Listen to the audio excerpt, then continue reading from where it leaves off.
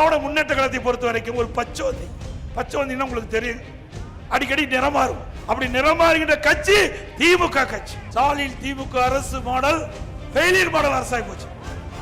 Stalin model அரசு failure model அரசாகி போச்சு.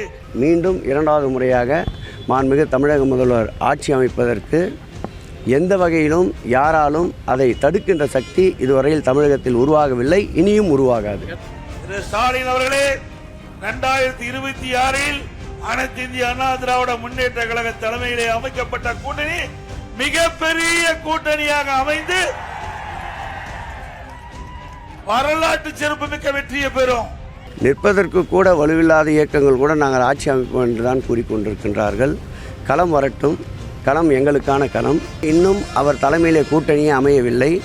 அவர் பலவீனப்பட்டு போயிருப்பதை இப்படி அறைகூவலிட்டு அனைவரையும் கூவி கூவி அழைப்பதிலிருந்தே அவர் பலவீனமாக உள்ளது தெரிய வருகிறது. அண்ணா, தேர்தல்லாம் சரியா தாங்கனே போயிட்டு இருக்கு. திராவிட முன்னேற்ற கழகம் அகற்றப்பட வேண்டும் என்பதுல எல்லோரும் தெல்ல தெளிவா இருக்கின்றோம். அதில் எந்த மாற்று கருத்தும் இல்லை. திமுக 2026 தேர்தல்ல அவங்களுடைய தேர்தல் வரலாற்றில் ஒரு மோசமான தேர்தலாக திமுகவுக்கு இருக்கும். நாங்கள் மக்களுக்கு செய்திருக்கின்ற சாதனைகள், இந்த ஆட்சியின் மீது எந்த விதமான எதிர்ப்பு அலைகளும் கிடையாது.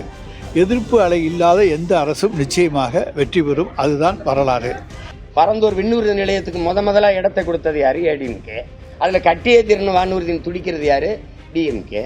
கட்டியே தீரணும்னு துடிக்கிறது பிஜேபி. இந்த கட்சிகள் கொள்கையில எதில் மாற்றம் கண்டுபிடிச்சிங்க? தமிழ்நாட்டில் பெரிய கூட்டணி என் கூட்டணி தான். 8 மாதம் பொறுத்துருங்க, என் மாநாட்டில் அறிவிக்கிறேன். எடப்பாடியார் அவர்கள் மக்களை காப்போம், தமிழகத்தை மீட்போம் என்ற போர்க்குரலோடு புரட்சி தன்னுடைய எழுச்சி பயணம் மிகப்பெரிய தாக்கத்தை ஏற்படுத்தியிருக்கிறது. இந்த தாக்கம் ஆட்சி மாற்றத்தை உருவாக்கும். அதிமுக பாஜக கூட்டணி மக்களிடம் எடுபடாது, மக்கள் புறக்கணிப்பார்கள் என்பதை நன்றாக உணர்ந்த எடப்பாடி அவர்கள் அதனால்தான் இந்த மாதிரி ஒரு பேட்டியெல்லாம் கொடுத்து கொண்டிருக்கிறார். எனக்காக நீங்க சிந்திக்காதீங்க, எனக்கு சிந்திச்சு அறிவு காது வழியே வலியுது.